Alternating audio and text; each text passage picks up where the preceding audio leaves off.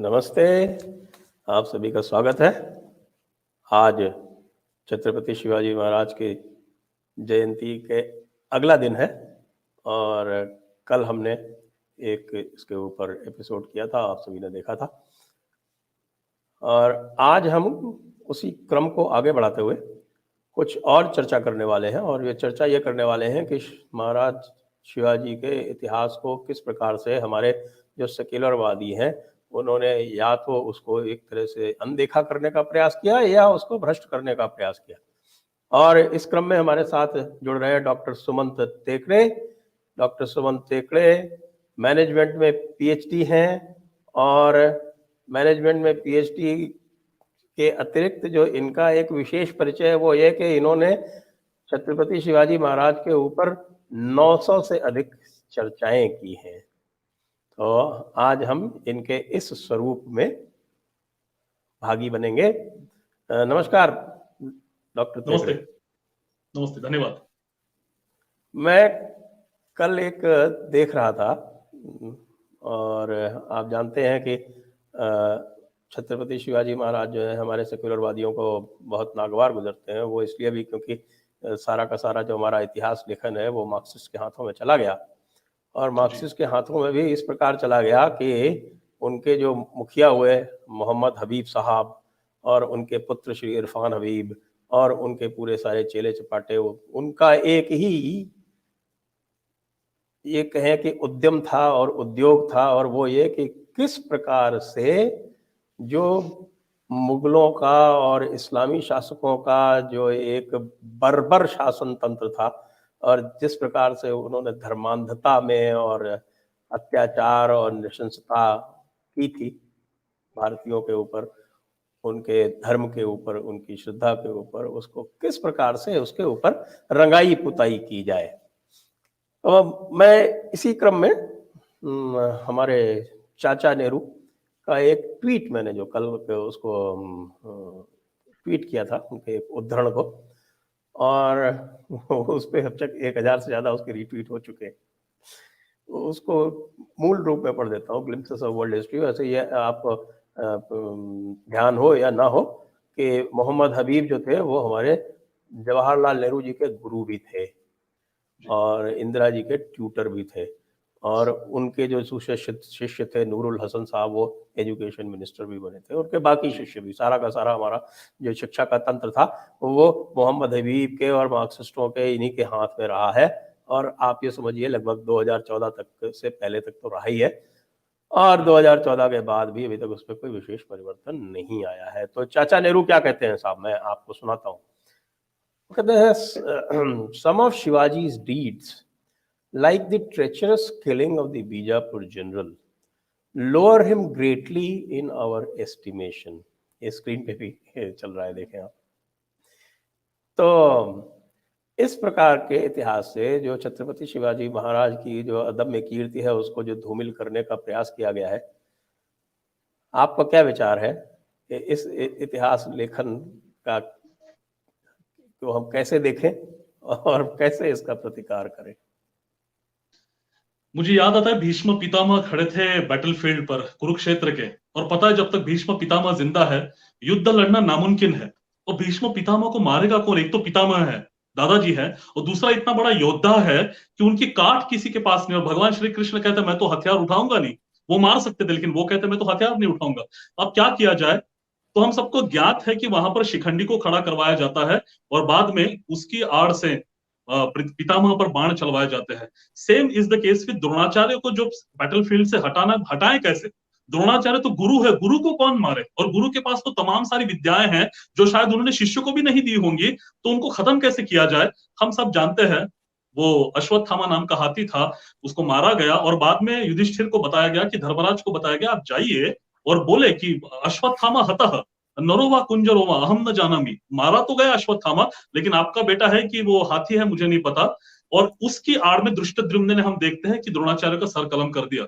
मुझे लगता है फॉर्चुनेटली भगवान श्री कृष्ण पर किसी ने ट्वीट करने की जहमत नहीं उठाई, नहीं तो वो यही कहते कि भगवान श्री कृष्ण ने शायद ट्रेचरी की है, गद्दारी की है। मुझे लगता है थोड़ा सा समझ का फेर है, बाकी कुछ नहीं। हमें समझना पड़ेगा कि शिवाजी महाराज अगर अपने सहकारियों के साथ धोखाधड़ी करते हैं तो उसको हम गद्दारी कह सकते हैं।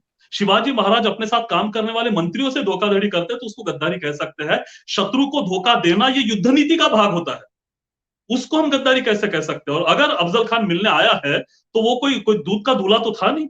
अफजल खान वो है जिसने अपनी 61 पत्नियों का कत्ल किया है। बीजापुर के पास आप अगर जाते हैं तो अफजलपुर नाम का गांव है, वहां सुरुंग बावड़ी नाम का एक कुआं था, उस कुएं में डुबो डुबो कर अपनी 61 पत्नियों का उसने कत्ल किया है। शिरेपट्टन का राजा हुआ करता था कस्तूरी रंगन, उसको मिलने बुलाया, इन दोनों की जंग छिड़ी थी। कस्तूरी रंगन इतना शिद्दत से लड़ता है कि वो हार नहीं मानेगा, ये पता चला। अफजल खान ने उसको मिलने बुलाया, बोले हम मिलकर ट्रीटी करते हैं, आपको पसंद आए तो ठीक है, नहीं तो आप वापस जा सकते हो। उसको मिलने बुलाया और आलिंगन देते समय उसके पेट में खंजर खोप कर उसकी हत्या कर दी। शिवाजी महाराज के पिताजी शाहजी राजे, जो आदिल शाही सल्तनत में सिपह सालार थे, और अफजल खान उस लिहाज से उनका कलीग हुआ करता था, बड़ा विश्वास पात्र दोनों एक दूसरे को मान सकते हैं क्योंकि कलीग है। इसी कलीग को यानी शाहजी राजा को नींद में गिरफ्तार करने वाले मुस्तफा खान, बाजी घोरपड़े और अफजल खान है, और इन तीनों ने दूसरे दिन शाहजी राजा को पकड़कर सारे बीजापुर में उनको रास्ते से घुमाया है। तो ये अफजल खान है जिसने शिवाजी महाराज के सगे बड़े भाई साहब, जिनका नाम है संभाजी, शिवाजी महाराज के बेटे का नाम भी संभाजी है, मैं उनकी बात नहीं कर रहा हूं, शिवाजी के बड़े भाई साहब है संभाजी, इनको अफजल खान ने कहा कि हम दोनों मिलकर अटैक करते हैं किले पर। संभाजी ने कहा ठीक है। अफजल खान कहता है आप सामने आक्रमण करें कनकगिरी के किले पर, मैं पीछे से मदद के लिए आता हूं। संभाजी आगे बढ़ते हैं, अटैक करते हैं, अफजल खान जानबूझ के मदद के लिए नहीं जाता है और संभाजी राजे वहां घेर कर मार दिए जाते हैं। उसका रीजन, उसका कारण अफजल खान है। शाहजी की गिरफ्तारी का कारण अफजल खान है। कस्तूरी रंगन को धोखाधड़ी से मारने वाला अफजल खान है। इतनी केस स्टडीज जब आपके सामने है तो कौन सा व्यक्ति अफजल खान पर यकीन करके उसको मिलने जाए। चाचा जी खुद भी गए होते तो शायद रिजल्ट वही होता, ऐसा मुझे लगता है। और इसीलिए जब इंटरनेशनल वॉरफेयर की बात आती है, युद्ध की बात आती है, तो शत्रु को पढ़ना जरूरी होता है। हिंदी चीनी भाई भाई कहने वाले शत्रु को कभी पढ़ नहीं सकते साहब। I am very sorry to say that. हाँ, बिल्कुल सही कह रहे हैं। हिंदी चीनी भाई वाले ये भी नहीं जान सकते कि आपने कल एक चर्चा में ये बताया था और कि जब स्वामी विवेकानंद के सामने किसी ने ओछी बात कही थी महाराज शिवाजी के बारे में, तब उन्होंने ये कहा था कि शिवाजी जो है राम और कृष्ण दोनों का एक रूप है जिन्होंने सनातन धर्म को बचाया। तो ये बिल्कुल सही है कि शत्रु के साथ चाणक्य नीति और कृष्ण नीति ही चलती है। और यहाँ तक कि मर्यादा पुरुषोत्तम भगवान राम ने भी शत्रु के साथ इस प्रकार की कोई मर्यादा नहीं निभाई थी कि उसको छोड़ दिया हो। वाली का भी वध उन्होंने किया था, और जब उसने कहा था कि आपने मेरा छुप के वध क्यों किया, तो उसने बताया, उनका कारण बताया कि जो अपने छोटे भाई की पत्नी का हरण कर ले वो तो वध योग्य है हर प्रकार से।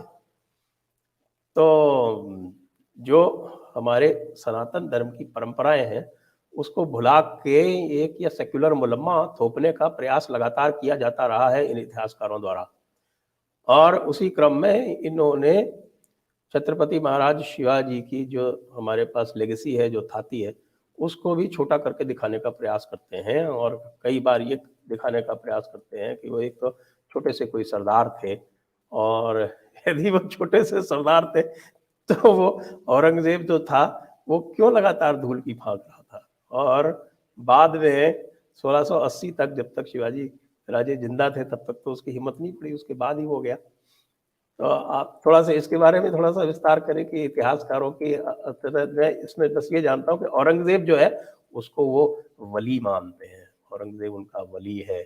और उसी औरंगजेब को छका छका के दक्कन में पहले शिवाजी राजे ने, फिर संभाजी ने, फिर राजा राम ने, फिर उनकी पुत्रवधू ताराबाई ने तो सबसे ज्यादा छका छका के उनको मारा। थोड़ा इसके बारे में थोड़ा विस्तार से बताएं। हम तो हमेशा कहते हैं कि अगर हमने हीरो को समझना है तो पहले विलन समझना पड़ता है। शिवाजी महाराज समझने हैं तो पहले औरंगजेब समझना पड़ेगा। राम समझने तो रावण समझना पड़ता है, फिर पता चले कि राम जी को कितनी ताकत लगानी पड़ी होगी रावण को खत्म करने में। तो यहाँ औरंगजेब को एक 2 मिनट क्या था, मैं समझाने की कोशिश करता हूँ। मुझे याद है अभी राम जब जन्मभूमि न्यास का जो ये सारा केस चल रहा था, तो किसी ने सुप्रीम कोर्ट में कहा था कि औरंगजेब कितना शानदार व्यक्ति था, औरंगजेब कितना बड़ा था, आपने जब कितना बड़ा वली था। कि कोई कोई शायद अपोजिशन वाले कह रहे थे। मुझे मुझे बड़ी हैरानी हुई उनके अभ्यास को देखते हुए। औरंगजेब क्या है? औरंगजेब अपने पिता को गिरफ्तार करके जेल में रखता है। खुर्रम जो शाहजहां करके शहंशाह बना है, बादशाह बना है, औरंगजेब उसको गिरफ्तार करके जेल में कैद कर रहा है। और कैद खाने से बेचारा जिंदगी भर ताजमहल देखते देखते वहां पर मारा गया। एक लिहाज से अपने पिता का कत्ल करने वाला औरंगजेब है। औरंगजेब का बड़ा भाई है, सगा भाई, नाम है दारा शिकोह। और दारा शिकोह ऐसा है कि जिसको हिंदू मुसलमान भेद उसको तो नहीं जमता, एक लिहाज से देखा जाए तो बड़ी चर्चाएं वो करवाता था।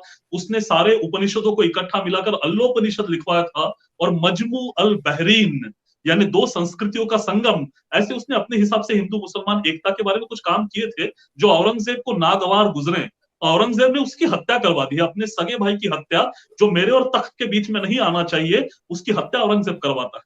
औरंगजेब के दो और भाई है, मोहम्मद शाह शुजा और मोहम्मद मुराद बख्श।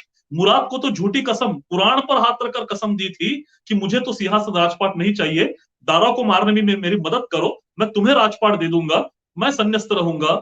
उसने झूठी कसम खिलवाई, और जब मुराद ने मदद की तो जंग के बाद मुराद का भी कत्ल करवा दिया गया, और शाह शुजा का पता नहीं कैसे मारा गया। जाहिर सी बात है, दोनों भाइयों को औरंगजेब ने खत्म किया है, तो तीसरे को भी खत्म करवाया होगा, ये जाहिर है। औरंगजेब के जो बेटे हैं, 5 बेटों में से सबसे बड़ा मोहम्मद सुल्तान, इसका कत्ल करने वाला औरंगजेब है। उसका दूसरा बेटा मोहम्मद मुअज्जम, इसको 10 साल तक जेल में रखने वाला औरंगजेब है। इतना ही नहीं, सिखों के 90 गुरु, अभी भाई साहब बहुत अच्छी चीज बता रहे थे कि ये जो एक मुलामा चढ़ाया गया है सेक्युलरिज्म के नाम पर, कि सेक्युलरिज्म क्या है आज के हिसाब से, अगर आप डेफिनेशन देखें तो संविधान में जो सेक्युलर शब्द डाला उसकी तो पूरी धज्जियां उड़ा दी गई है आज। सेक्युलरिज्म यानी यहाँ का जो बहुसंख्यक समाज है, इसको गाली देते रहो, इसकी प्रताड़ना करते रहो, जब समय मिले। दिवाली आती है, हिंदू समाज की प्रताड़ना करते रहो, जब होली आती है तो पानी वेस्ट होता है तो हिंदू समाज की प्रताड़ना करो। तो आपकी गाय दखियानुसी, आपकी गोमाता दखियानुसी, आपका गोबर दखियानुसी, ऐसे हिंदू समाज के जो जो अस्मिता है, हमारा जो जो वजूद है, उसके जो प्रतीक है, उनकी बदनामी करना, यानी सेक्युलरिज्म, ये आज का थोड़ा सा एक चित्र बन चुका है। और उसके साथ साथ अल्पसंख्यकों का अकारण तुष्टिकरण, अकारण तुष्टिकरण। हम सब एक है, एक देश में रहते हैं, सबको एक लॉ एक रूल रहे, ये न करते हुए किसी का तुष्टिकरण करना और बहुसंख्यकों को गाली देना, इस विपरीत परिस्थिति में जब फंसता है समाज और देश, तब उस देश का भविष्य पर बहुत बड़ा सवाल लगता है। मुझे याद है सिखों के 90 गुरु, गुरु तेग बहादुर सिंह जी, इनके पास जब कश्मीरी पंडित आते हैं कि उन पर तब भी वैसे हमले हुए जैसे आज भी हम स्वतंत्रता के बाद देखते हैं। ये तो और शर्मनाक बात है, हमारे ही देश में एक स्वतंत्र राज्य के लोगों पर इस तरह का हमला होना, ये तो लांछन है हमारे देश पर। लेकिन हम उस समय देखते हैं कि उस समय भी कश्मीरी पंडितों पर अत्याचार होते हैं, वो उनको जबरन उनका धर्मांतरण किया जाता है, गले पर, बच्चों के गले पर खंजर रखकर बड़ों को कहा जाता है आपने जबरन धर्मांतरण करना है। वो बेचारे कन्वर्ट तो हो जाते हैं, लेकिन बाद में काशी में आकर विनती करते हैं कि हमें जोर जबरदस्ती इस्लाम का स्वीकार करवाया गया, आपसे विनती है कि हमें वापस हिंदू कर लो, हम आप ही के हैं। काशी ने दरवाजे बंद कर दिए। काशी कहती है कि हमारे पास ऐसा कोई प्रावधान नहीं है जिसके चलते हम आपको फिर वापस ले ले। ऐसे समय वो शरण मांगने जाते गुरु तेग बहादुर सिंह जी के पास, और वहां तय होता है कि गुरुजी बताएंगे कि अगर सिखों के गुरु कन्वर्ट होते हैं तो हम सब कन्वर्ट होने के लिए तैयार है। और जाहिर सी बात है औरंगजेब ने सारी ताकत लगा ली, और जब नहीं संभव हो पाया तो गुरु गोविंद सिंह जी का सर कलम, गुरु तेग बहादुर जी का सर कलम करवा दिया गया है। इतना ही नहीं, बाद में गुरु गोविंद सिंह जी जो 10वें गुरु बनते हैं, उनके 4 बेटे थे, 2 नौजवान बेटे लड़ाई में मार दिए जाते हैं, वो शहीदी देते हैं अपनी, और 2 छोटे बच्चे, उम्र महज 5 और 9 साल की होंगी, नाम थे फतेह सिंह जी और जोरावर सिंह जी। उनको गिरफ्तार करते हैं सुल्तान और कहते हैं गुरु गोविंद सिंह जी के बच्चे हैं, इन दोनों को दीवार में जिंदा चुनवा दिया जाए। भाई साहब, 5 और 9 साल के छोटे छोटे बच्चों को दीवार में दफनाने वाले कैसे इस देश के हो सकते हैं? कितने घिनौने अत्याचार किया। अलाउद्दीन खिलजी आक्रमण करता है तो महारानी पद्मावती जी का हमें इतिहास पता नहीं है? वो तो खैर फिल्म के माध्यम से बहुत सारी चीजें लोगों तक पहुंची कि एक एक व्यक्ति के हवस के चलते लगभग 1000 महिलाओं को जिंदा अग्नि में प्रवेश करना पड़ा। तो हम क्या इनको फिर इनको बड़े केयर टेकिंग सुल्तान बताने वाले, हिंदुस्तान को संवारने वाले सुल्तान बताने वाले अलाउद्दीन खिलजी को? ये अलाउद्दीन खिलजी हमारे महाराष्ट्र पर पहली बार आक्रमण करता है। तब तक महाराष्ट्र स्वतंत्र था, उत्तर भारत में 400 साल से ऊपर बीत चुके हैं, तहस नहस कर दिया सुल्तानों ने, लेकिन महाराष्ट्र में अब तक कोई हलचल नहीं है। यही अलाउद्दीन खिलजी हमारे महाराष्ट्र में आक्रमण करके हमारी राजधानी देवगिरी काबीज करता है। देवगिरी बनती है दौलताबाद, बाद में नासिक बनता है गुलशनाबाद, गुजरात का कर्णावती बनता है अहमदाबाद, जहां हमारी 3 पवित्र नदियों का संगम, हिंदुओं का सबसे पवित्र स्थान वो प्रयागराज बनता है इलाहाबाद। नीचे हमारा भाग्यनगर आंध्र प्रदेश में बनता है हैदराबाद, भागानगर बनता है हैदराबाद। जहां विष्णु का वराह अवतार हुआ, वह वराह मूल बन जाता है बारामुल्ला। और हम बस हाथ पर हाथ धरे बैठे हैं, और आज भी लोग सवाल पूछते हैं ये नाम काहे को कन्वर्ट कर रहे हो?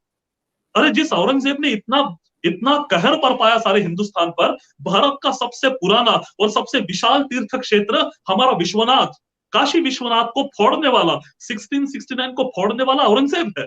जैसे अभी भाई साहब ने, संजय जी ने आपके सामने बताया कि 1680 तक तो औरंगजेब हिम्मत नहीं कर पाया स्वराज्य में उतरने की, क्योंकि शिवाजी राजे जिंदा थे।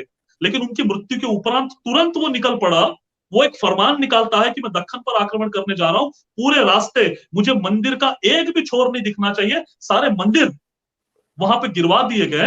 ये औरंगजेब, जिजिया लगाने वाला औरंगजेब, ये कैसा वली और कैसा बड़ा व्यक्ति हो सकता है, मुझे अचरज है। और शर्म की बात है, हमारे महाराष्ट्र में औरंगजेब के नाम पर एक शहर बसा हुआ है, नाम औरंगाबाद। और वहां क्या है, उसके पास हमारे जो हमारे हमारे दूसरे छत्रपति रहे हैं, शिवाजी महाराज के बाद उनके बेटे संभाजी महाराज, इनको गिरफ्तार करने वाला औरंगजेब।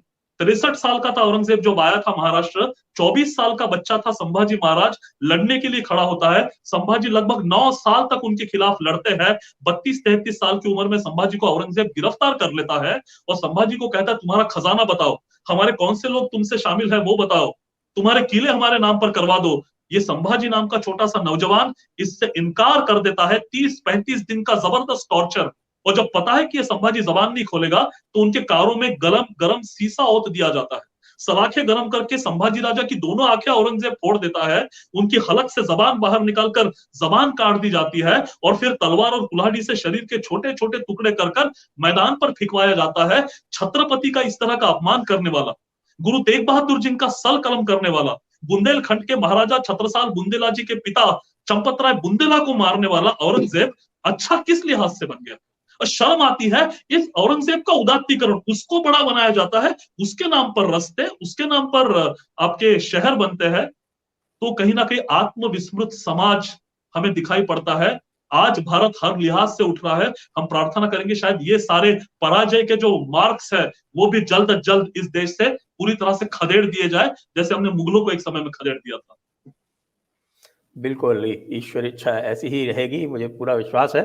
और हम छत्रपति शिवाजी महाराज के माध्यम से आह्वान करना चाहेंगे हमारे जितने भी दर्शक कि छत्रपति शिवाजी महाराज का चरित्र अपने जीवन में उतारें, और यदि नहीं उतार सके तो ऐसे चरित्र वाले किसी को आप पाएं तो उसको और आगे बढ़ाएं, जिससे हमारी जो जीवन शैली है, हमारी जो मर्यादाएं हैं, हमारी जो निष्ठाएं हैं, हमारी जो आस्थाएं हैं, वो पूरी तरह से पुनर्जीवित होकर पुनर्स्थापित हो सके।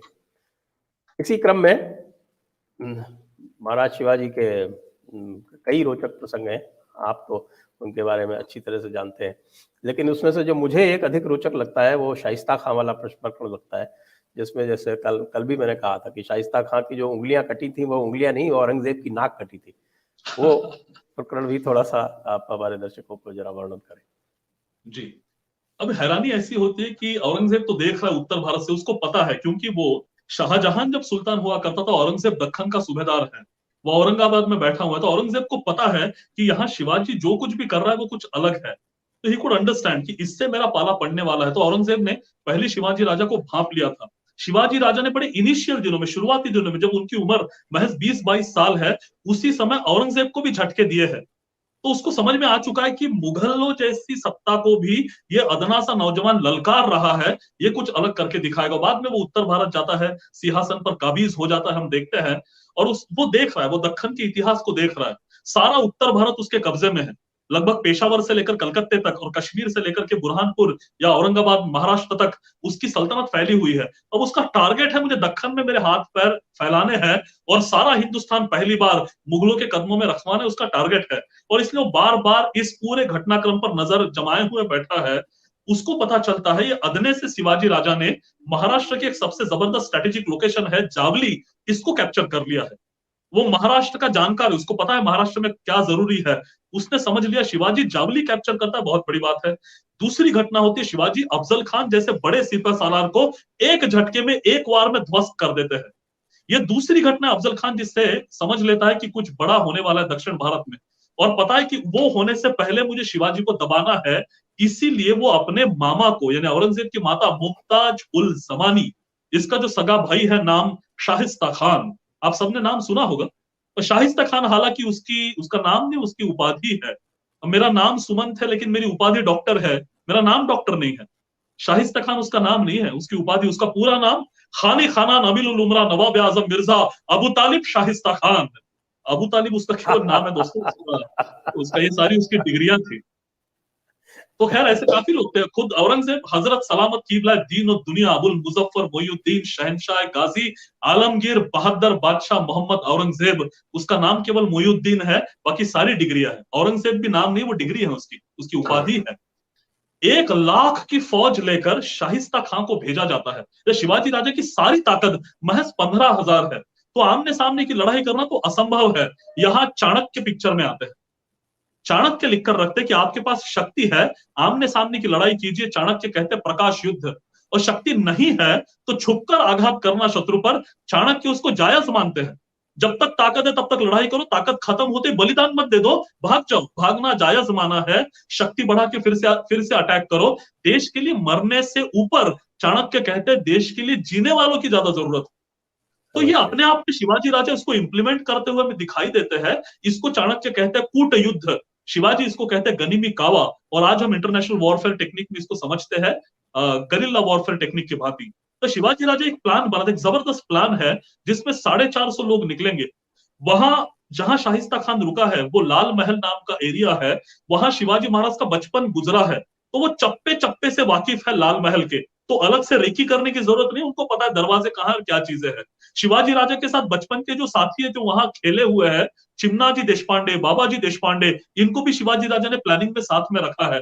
प्लान ऐसा बनता है कि 450 सिलेक्टेड लोग अंदर घुसेंगे और ये अलग अलग टोलियों में 1 लाख का जो घेरा है, अलग अलग टोलियों में अंदर जाएंगे और किचन के रास्ते अंदर प्रवेश करके एक अंधाधुन फायरिंग जिसको हम कहते हैं अंधाधुन अटैक अंदर शुरू कर देंगे। और जबरदस्त अटैक के तहत बाकी सारे सिक्योरिटी गार्ड्स को काट देना है। और शिवाजी राजे जानते हैं कि शाइस्ता खान कहां सोया हुआ है, वहां जाकर अटैक करना है। चैत्र शुद्ध अष्टमी रामनवमी के पहली रात और तड़के यानी आज की भाषा में 3-3:30 का समय जहां लोग गहरी नींद में होते हैं, ऐसे समय ये अटैक करने का बारीक नियोजन किया जाता है। और शिवाजी राजा अटैक करते हैं और अटैक करके बाकी सारे लोग सिक्योरिटी को काटते समय शिवाजी राजा अंदर घुसे हैं। शाहिस्ते खान को इस हड़कम से नींद उसकी खुलती है, उसको पता है कि अंदर कोई मारने के लिए घुसा है, वो दौड़ पड़ता है। शाहिस्ते खान से इंटेलिजेंट उसकी बीवियां थी, कितनी थी पता नहीं हमें, लेकिन उन्होंने दिए क्षमादान जो वहां थे वो बुझा दिए, जिसके चलते अंधेरा हुआ। लेकिन आहट महसूस करते हुए शिवाजी राजा शाहिस्ते खान के पीछे दौड़ते रहे और एक अंधे में कोने में जहां शाहिस्ते खान दबोच लिया गया, शिवाजी राजा ने एक तलवार चलाई और वो तलवार चली और शाहिस्ता का जोर से चिल्लाया। चूंकि अंधेरा था, समझने का कोई सवाल ही नहीं था, उसकी बीबियां चिल्लाने लगी, तो ऐसा मालूम पड़ता है कि शाहिस्ता खान मारा गया। लेकिन बाद में हमें पता चलता है कि वो बालकनी से कूद चुका था। कूदते समय शिवाजी राजा का वार पड़ते ही उसके दाहिने हाथ की 3 उंगलियां पूरी तरह से कट गई और शिवाजी राजा ने ऐसा झटका दिया कि मराठे घर में घुसकर अटैक करते हैं। ये सुन शाहिस्ता खान इतना कांपने लगा कि मुगलिया सल्तनत का वो सेनापति है, वो इतना कांप गया इन सारी चीजों से, इतना डर गया कि 3 दिन में भाई साहब भाग के खड़े हुए। 5 अप्रैल 1663 मिडनाइट आक्रमण करते शिवाजी राजे, 8 अप्रैल को औरंगाबाद भाग चुका है। मैं बताना केवल इतना चाहता हूं, ये तो एक घटना है, लेकिन आज हमारी जो यंग जनरेशन है, यंग ब्रिगेड है, वो कहते हैं Barack Obama the great, Barack Obama ने ओसामा बिन लादेन के घर में अटैक किया, ये करा वो करा। मैं बताना चाहता हूं वो सील कमांडोज थे, they were specially trained for this kind of operations. उनके पास एनवीडीज थे, नाइट विजन डिवाइसेस हुआ करते थे, आवाज न करके नीचे उतारने वाला हेलीकॉप्टर था। और ये सारी चीजें करते समय बराक ओबामा उस अटैक में शामिल नहीं थे, वो व्हाइट हाउस में बैठकर देख रहे थे सारी चीजें कैमरा पर। 350 साल पहले एक बंदा इसी तरह का कमांडो अटैक प्लान करता है, घर में घुसता है, नाइट विजन डिवाइसेस नहीं है, कोई हेलीकॉप्टर नहीं है, जान जोखिम में डालकर अंदर जाता है और स्वयं उस छापे में शामिल है। तो बराक ओबामा ने जो किया वो बहुत बड़ा काम किया। एक महिषासुर को, कलयुग के महिषासुर को उन्होंने खत्म कर दिया, वो ओसामा बिन लादेन को। लेकिन उनकी तारीफ करने से पहले इस भारत में भी एक बंदा ऐसा है जिसने एक कमांडो अटैक करके उस समय के एक महिषासुर को खत्म किया। मुझे लगता है उनकी भी तारीफ जायज बनती है। भारतीय इतिहास का ये पहला सर्जिकल स्ट्राइक है जो आज भी हमें सिखाता है, मानोगे नहीं तो घर में घुस के मारेंगे। ये प्रेरणा है मेरे हिसाब से। बिल्कुल आपने बहुत ही सुंदर तरीके से पूरी घटना का विवरण किया।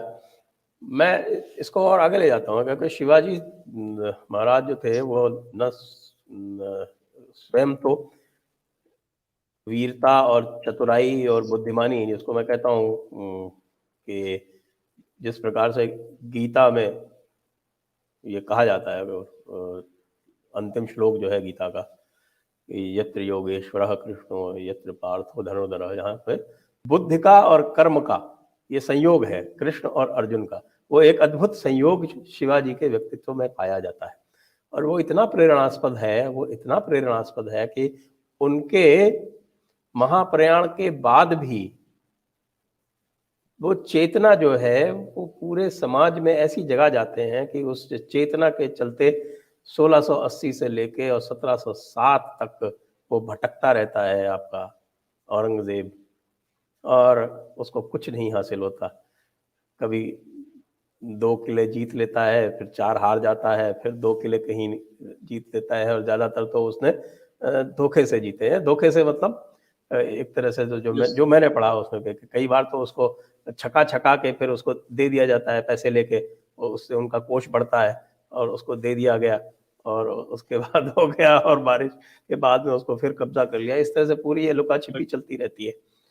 और सबसे जो आनंद आता है वो प्रेरणा जो शिवाजी राजे की है, वो मुझे महारानी ताराबाई का प्रसंग लगता है, जिसमें उस वीरांगना ने ऐसे छका के औरंगजेब को भगाया। विशेषकर से जो वो प्रसंग है जिसमें औरंगजेब के कैंप पर हमला होता है और वो भागता है बुरहानपुर की तरफ, थोड़ा सा उसके बारे में बताएं। वो मुझे बहुत रोचक प्रसंग लगता है। जी जी जी, तो आपने बहुत बहुत सही बात की। औरंगजेब इतना ताकतवर, मैंने कहा 89 साल की उम्र, 89 तक जिया है, उसमें से लगभग 50 साल वो शहंशाह बन के रहा है। तो शिवाजी महाराज की पूरी आयु 50 साल है। तो देखिए कैसा होता है, कभी कभी 89 ईयर्स ऑफ एज तक वो रहा। 1681 में वो महाराष्ट्र में उतरता है कि इस मराठा सल्तनत को मैं खत्म कर दूं। लेकिन आपने जो कहा प्रेरणा जो होती है, शिवाजी राजे गुजर चुके हैं, 24 साल के संभाजी खड़े होते हैं, 9 साल डटकर मुकाबला है, लगभग 4 लाख की फौज औरंगजेब की, 63 साल की उम्र, तमाम एक्सपीरियंस उसके साथ है। संभाजी राजे 24 साल के, फौज बमुश्किल 40,000, अनुभव नाम की कोई चीज नहीं है। ऐसे समय एक छोटा सा नौजवान औरंगजेब की ताकत के खिलाफ खड़ा होकर डट के मुकाबला 9 साल, और जैसे आपने कहा छका के उसको भगा के मारा है। उसके पश्चात दुर्भाग्यवश संभाजी पकड़े जाना, मैंने कहा जिस तरह से उनको मारा गया। छत्रपति राजाराम जो शिवाजी महाराज के दूसरे बेटे हैं, राजाराम छत्रपति बनते हैं, अल्पायुषी थे, बहुत जल्दी उनकी मृत्यु नैसर्गिक मृत्यु होती है। 20 साल के भीतर 3 छत्रपति समाप्त हो गए। 1680 शिवाजी, 1689 संभाजी महाराज और 1700 राजाराम महाराज। इसके बाद आपने जैसे कहा पुत्रवधू है, राजाराम जी की पत्नी है, तारा रानी साहब खड़ी होती है, और मराठों ने तब तक देख लिया है, समाज ने देख लिया है। और जब मैं मराठा कह रहा हूं तो मराठा ये जाति नहीं है, हालांकि मराठा महाराष्ट्र की एक जाति का नाम है, लेकिन शिवाजी महाराज के साथ जो लोग स्वराज्य के लिए लड़ रहे थे और सुल्तानों के खिलाफ तलवार निकालकर खड़े हुए थे, वो सारे मराठा है। उसमें जाति से मराठा होंगे, कुणबी होंगे, ब्राह्मण होंगे, तेली, साड़ी, जो भी, अब जातिगत व्यवस्था तो शिवाजी महाराज ने अपने सेना में कभी रखी नहीं थी, ना कभी वो उस तरह से फॉर्म्स भरवाते थे। लेकिन मैं बार बार मराठा कह रहा हूं तो मैं उसका छोटा सा क्लैरिफिकेशन भी देना चाहता हूं। और जैसे आप देखेंगे हमारे राष्ट्रगान में भी महाराष्ट्र का उल्लेख महाराष्ट्र नहीं मराठा आता है। तो इतना वजूद, इतना वजन इस पराक्रम ने उस शब्द को प्राप्त करवा दिया है कि लोग महाराष्ट्र के लोगों को मराठा कहते हैं, यानी लड़ने वाले लोग हैं। ये वजन, ये प्रेरणा शिवाजी महाराज की दी हुई, और जाहिर सी बात है जब ये तीनों छत्रपति नहीं रहे और स्वराज्य का भविष्य अंधेरे में था, उस समय जो सामान्य जनता थी वो उठकर खड़ी होती है। निर्णायक की अवस्था है, नायक नहीं है। और लोगों के हाथ में जो मिला वो कोयता, तीर, कमान, बर्चा लेकर के लोग टूट पड़े। औरंगजेब की सेना जहां जहां मिलती वहां पर अटैक्स किए गए। और जैसे भाई साहब ने थोड़ी देर पहले बताया कि पुत्रवधू शिवाजी महाराज की महारानी तारा रानी साहब ये खड़ी होती है 23 साल की, महज 23 साल की एक महिला। आज आप देखिए ग्रेजुएशन की उम्र का उनका आयु होगी, वो खड़ी होती है उस ताकतवर औरंगजेब के खिलाफ। मैं बताना चाहता हूं महिलाओं की ताकत कभी शारीरिक नहीं हो सकती। भगवान ने शायद महिलाओं को शारीरिक ताकत कम दी होगी, पुरुषों को ज्यादा दी होगी, लेकिन शक्ति कभी शारीरिक हो ही नहीं सकती, वो मानसिक होती है। हमें यहां दिखाई पड़ता है पहले जीजा माता में और बाद में महारानी तारानी साहब में, कि उनके नेतृत्व में फिर ये संताजी राव, धनाजी, रामचंद्र पंत अमात्य, ऐसे कितने ही लोग घरों घरों से तलवारें बाहर निकले, हथियार बाहर निकले और ये टूट पड़े औरंगजेब पर। और जो छावनी का अभी उन्होंने वर्णन किया, उस छावनी में अटैक करके संताजी ने तो उनका औरंगजेब के छावनी पर एक सोने का टॉप, उसको क्या कलश कहते शायद, वो उड़ाकर ले आया। तो बाकी सब लोगों ने उससे पूछा, अरे तुम इतना दूर औरंगजेब की छावनी तक गए थे, ऊपर का सोने का कलश उठाकर लाए, तो औरंगजेब की गर्दन क्यों नहीं काट ली? तो ये भाई साहब का जवाब है उसके ऊपर, औरंगजेब की गर्दन अगर हम काटते तो अपनी पेट पर पैर दे देते। तो बोले वो कैसे? तो बोले जो चाहिए रोजमर्रा के लिए वो तो औरंगजेब की छावनी से तो हम उठाकर लाते हैं, अगर उसको ही खत्म कर देंगे तो हमारा तो सारा धंधा डूब जाएगा। तो आप सोचिए, एक औरंगजेब जिसकी सल्तनत सारे उत्तर हिंदुस्तान में है, जिसका नाम सुन के ही बड़े बड़े सत्ताओं के छक्के छूट जाते हैं, एक साल में जिसने आदिल शाही सल्तनत जो 250 ईयर्स पुरानी सल्तनत है, एक साल में खा गया औरंगजेब 1686। एक साल के भीतर कुतुबशाही जैसी सल्तनत अगेन 250 ईयर्स ओल्ड, एक साल में औरंगजेब खा गया। उसको ये छोटे छोटे बच्चे भगा भगा के मार रहे हैं, ये हालत कर दी उसकी कि 26 साल वो वापस नहीं जा पाया अपने दिल्ली में। ये प्रेरणा जो आपने शब्द कहा, ये वो शब्द है साहब, 1680 शिवाजी राजा की मृत्यु और 1818 तक 138 साल ये छोटा सा 4 जिलों का स्वराज्य एक साम्राज्य में बदलता है। और मुगल जहां जहां होंगे वहां उनको खत्म करेंगे। पहले पहले कदम नर्मदा तट पार करते हुए मध्य प्रदेश में पड़ते हैं, वहां आपका मालवा होगा या महाकौशल होगा, यहां से ईंट बजाई जाती है मुगलों के साम्राज्य की, ये फैलता है वहां अटक का किला जहां पर है, अटक की नदी जहां पर बहती है पेशावर के पास, वहां तक रघुनाथ पंत पहुंचते हैं। ये ताकत इन 138 साल का मुझे लगता है जो हमें दिखाई देती है, उसकी प्रेरणा शिवाजी महाराज है। और इस पूरे इतिहास को हमारा तंत्र, नेहरूवियन तंत्र, नेहरूवादी तंत्र खा गया। बताइए, अगर यही प्रेरणा हमारे बच्चों को दी जाती तो आज हम कहाँ होते? आज हम किस प्रकार सर उठा के और पूरे विश्व में अपना उद्घोष कर रहे होते। और ये पूरा का पूरा इतिहास यह तंत्र खा गया। इस विषय पे मैं एक छोटी सी टिप्पणी करना चाह रहा था। ये जो कहा जाता है कि शिवाजी महाराज एक उसको एक सेक्युलर कवरिंग में रैप कर लिया शिवाजी महाराज को, और हो सकता है इसके पीछे कोई पॉलिटिकल थिंकिंग हो, क्योंकि ऐसे इनको लगता है कि अगर हम किसी समाज विशेष को अगर हम गाली देते हैं या हमारे किसी राजा ने उस समाज विशेष को मारा है या उनको डिफीट किया है, तो शायद इनको ऐसे लगता है कि आज की हमारी वोट बैंक खतरे में पड़ जाएगी। लेकिन वो एक डिफरेंस समझ नहीं पा रहे हैं कि सामान्य मुसलमान समाज टोटली अलग है। वो देशभक्ति, वो देश के लिए काम करने वाला है। उसके लिए हमारे पुरोधा है एपीजे अब्दुल कलाम साहब, जिनको हम इस देश का, इस मिट्टी का पुत्र समझते हैं, क्योंकि उनकी सारी जिंदगी हमारे लिए आदर्श की तरह खड़ी है कि इस देश में मैं पैदा हुआ हूं, मैं भले धर्म से मुसलमान हूं, मुझे कोई फर्क नहीं पड़ता, लेकिन मेरी निष्ठा इस मिट्टी के प्रति है। सारा जीवन अविवाहित रह के इस देश की सेवा के लिए झोंक दिया।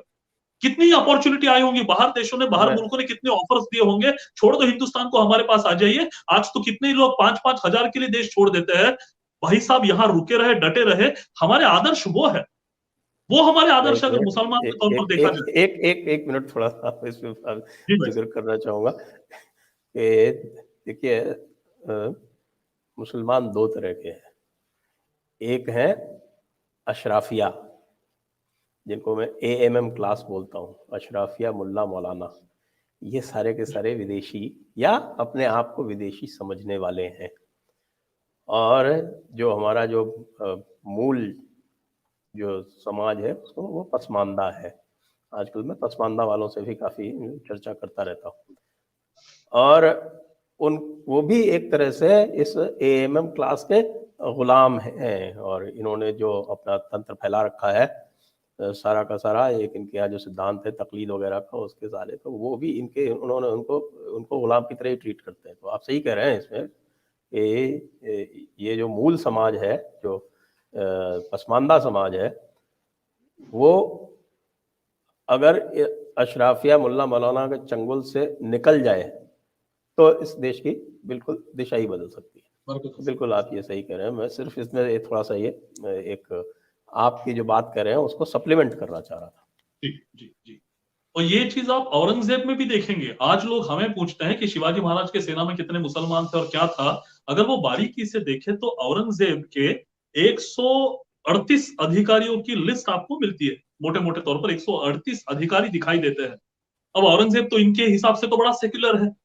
औरंगजेब तो बड़ा सबको साथ में लेके चलने वाला। ये तो कहते हैं कि औरंगजेब ने कभी किसी को तकलीफ नहीं दी, कोई मंदिर नहीं गिरवाया, कोई हिंदू के लिए बड़े बड़े काम किए, ऐसा कहते हैं। पता नहीं, आई डोंट नो, शायद सही कहते हो। लेकिन अगर हम थोड़ा सा देखें, इन 138 अधिकारियों में 2 हिंदू है। अब बताएं, एक मिर्जा राजा जयसिंह आमेर के और दूसरे जसवंत सिंह राठौड़, 2। इन बचे हुए लोगों में 136 जो बचे हैं उसके बाद में, उसमें बमुश्किल 9 या 10 ये हिंदुस्तानी मुसलमान है जो कन्वर्ट किए गए, जो जिनको जबरन धर्मांतरण किया गया हुआ है। ये है 9 या 10। और बाकी सारे 126 जो है भाई साहब, ये ओरिजिनल मुसलमान है, जो वो मानता है कि वो तुर्क वाले हैं, तुर्क से आए हुए हैं, जिनको तुर्क समझता है, हिंदुस्तानी नहीं समझता। ऑन टॉप ऑफ दैट कई लोग मुझे कहते हैं और हमें भी कहते हैं कि आप तो कहते हो कि जो इस देश में पैदा हुआ वो भारतीय है, जो इस देश में पैदा हुआ उसको तो आप हिंदू कहते हैं। धर्म से हिंदू नहीं, पंथ उसका कोई भी हो, वो चाहे इस्लाम फॉलो करे चाहे क्रिश्चियनिटी फॉलो करे, लेकिन भारत में पैदा होने वाला भारतीय, इंडिया में पैदा होने वाला इंडियन, वैसे हिंदुस्तान में पैदा होने वाला आप इसको हिंदू कहते हो। तो आप औरंगजेब को क्यों नहीं समझते? तो भाई साहब, हमें औरंगजेब को हिंदुस्तानी समझने में कोई दिक्कत नहीं है, बशर्ते औरंगजेब को तो समझे खुद को। औरंगजेब खुद को तुर्क कहता है, वो नहीं मानता खुद को Hindustani. On top of that Aurangzeb समझता है रादर इस्लाम के तमाम सुल्तानों की ये उनको बताया गया हुआ रास्ता है कि आप राजा नहीं हो, राजा है खलीफा, और आप खलीफा के विश्वस्त हो भारत के। तो औरंगजेब खुद को खलीफा का विश्वस्त समझता है, वो कैसे हिंदुस्तानी बन सकता है? और नमाज जुम्मा का जो खतबा पढ़ा जाता था, भले औरंगजेब वहां पे प्रेजेंट है, चाहे अकबर हो चाहे कोई भी हो, नमाज जुम्मा का खतबा जो है वो औरंगजेब के नाम से नहीं पढ़ा जाता, खलीफा के नाम से पढ़ाया जाता था। तो कैसे हम उसको हिंदुस्तानी माने? और आप शिवाजी महाराज की बात करते हो, आप कहते हो आपने कन्वर्जन का आप विरोध क्यों करते हो? कोई कन्वर्जन करता है तो आप उसके खिलाफ झंडे क्यों फहराते हो? भाई साहब, भारत के पास जब शक्ति थी, भारत ने किसी का कन्वर्जन नहीं किया, किसी का धर्मांतरण नहीं किया। यही सवाल ये विदर्भ के गुलाबराव महाराज करके काफी बड़े संत है, वो मूलतः बेचारे नेत्रहीन थे, लेकिन इतना गाढ़ा अभ्यास और अध्ययन, पता नहीं उन्होंने कैसे वो प्रतिभा प्राप्त की। तो कुछ लोगों ने उनको पूछा कि धर्मांतरण का विरोध क्यों? सब धर्म एक समान है, सर्वधर्म समभाव हम मानते हैं। सेक्युलर का इतना बड़ा बड़ा लिपापोती वाली बातें की जाती है, तो धर्मांतरण का विरोध क्यों? वो तो संत व्यक्ति था, एक सेंटेंस में काम खत्म कर दिया। बोले अगर सारे धर्म समान है तो धर्मांतरण क्यों? आप पूछ रहे हो सारे धर्म समान है तो धर्मांतर का विरोध क्यों करते हो? मैं तो पूछता हूँ सारे धर्म समान है तो धर्मांतर ही क्यों? जो जिस धर्म में पैदा हुआ है उसमें आगे बढ़ो, मोक्ष की प्राप्ति करो। आप इस्लाम में पैदा हुआ उसको फॉलो करो, ये हिंदू है तो ये हिंदू फॉलो करेगा। तो कन्वर्जन बार बार किए गए। मुझे बताइए, इस्लामी लोगों की संख्या, मुसलमानों की संख्या आज जो भारत में हमें इतनी दिखाई देती है, क्या ये लोग ये कहना चाहते हैं कि ये सारे के सारे लोग तुर्कों के साथ या बाबर के साथ माइग्रेट होकर हिंदुस्तान में आए थे इतनी बड़ी पैमाने में? उस समय तो लगभग 1 करोड़ पकड़ना पड़ेगा हमें, तो क्या 1 करोड़ लोग माइग्रेट होकर हिंदुस्तान में सेटल हुए थे ताकि आज वो इतने बड़े हैं? हमें मानना पड़ेगा बेसिकली यहाँ के हिंदू लोग थे जिनको तलवार की नोक पर मुसलमान बनवाया गया, क्रिश्चियन बनवाया गया। शिवाजी महाराज के समय में भी ये चीजें हो ही रही थी, उनके पहले भी थी। शिवाजी महाराज के समय में क्यों? शिवाजी महाराज के रिलेटिव, शिवाजी राजा की पत्नी है सई बाई साहब, ये फलटन के रहने वाले हैं, निम्बालकर उनका घराना है, काफी बड़े घरानों में से एक है निम्बालकर, महाराष्ट्र के। उनकी बेटी है सईबाई साहब, उनका विवाह शिवाजी राजा से होता है, पहला विवाह। और सईबाई साहब के भाई साहब है, उनका नाम है बजाजी नाइक निम्बालकर। इसको गिरफ्तार करके सुल्तानों द्वारा मुसलमान इसको बनाया जाता है। इतना ही नहीं, शिवाजी महाराज के सरसेनापति रहे हैं नेताजी पालकर, ये बाद में शत्रु के चंगुल में फंसते हैं और औरंगजेब द्वारा उनको मुसलमान बनाकर नेताजी पालकर का मोहम्मद मुर्शिद कुली खान बन जाता है। ये दोनों out of after some point of time वापस स्वराज्य में आते हैं। और शिवाजी महाराज अगर सेक्युलर होते, सारे धर्मों को समान मानने वाले होते, तो शिवाजी कहते भाई ठीक है, मैं तो हिंदू रहा हूं बचा हुआ, तुम मुसलमान बन के क्या फर्क पड़ता है, सारे धर्म एक समान है, तुम मुसलमान रहो मैं हिंदू रहता हूं, दोनों साथ में लड़ेंगे साथ में रहेंगे। और शत्रु से लड़ेंगे। ऐसा नहीं किया शिवाजी महाराज ने। शिवाजी महाराज ने विधि विधान पूर्वक इन दोनों को वापस हिंदू करवा लिया।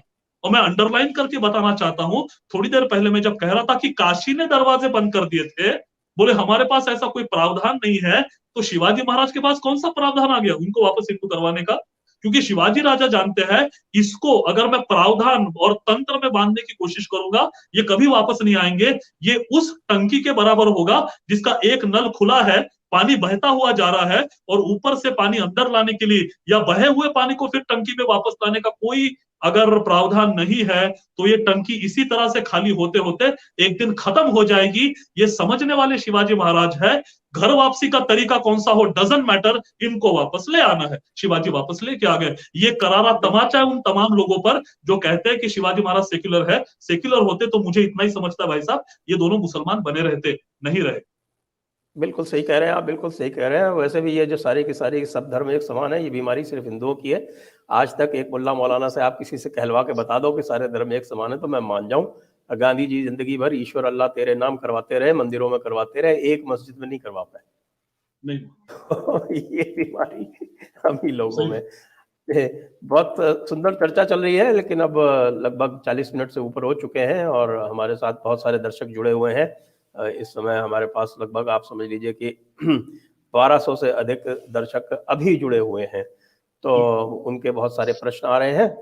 तो अब मैं उनके प्रश्न ले लेता हूं, क्योंकि बहुत रुचिकर प्रश्न आ रहे हैं, वो आपसे पूछना चाहेंगे।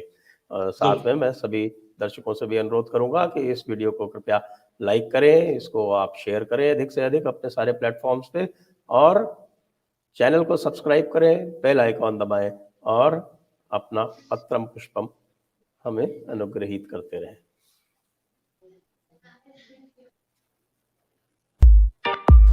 Press the bell icon on YouTube and don't miss another update.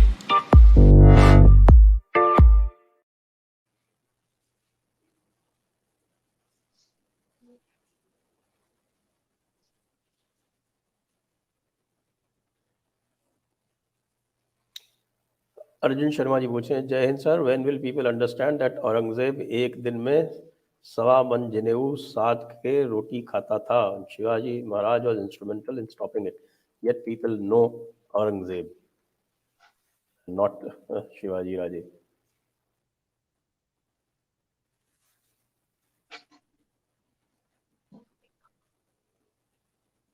ये आप सुन पाए, प्रश्न सुन पाए क्या सुमन जी? जी वैसे जी जी प्रश्न अभी मैंने पढ़ा, आपने सुना? जी नहीं, आवाज ठीक से नहीं आ रही थी, मुझे लगा कि आप कुछ कह रहे हैं। ओके, नहीं, ये प्रश्न जो है, ये अर्जुन शर्मा जी ने जी प्रश्न पूछा, स्क्रीन पे आया हुआ है। जी जी कह रहे हैं कि when will people understand that Aurangzeb एक दिन में 1.25 मन जनेऊ काट के फिर रोटी खाता था और Shivaji Maharaj was instrumental in stopping it, yet people know Aurangzeb but not Shivaji राजे।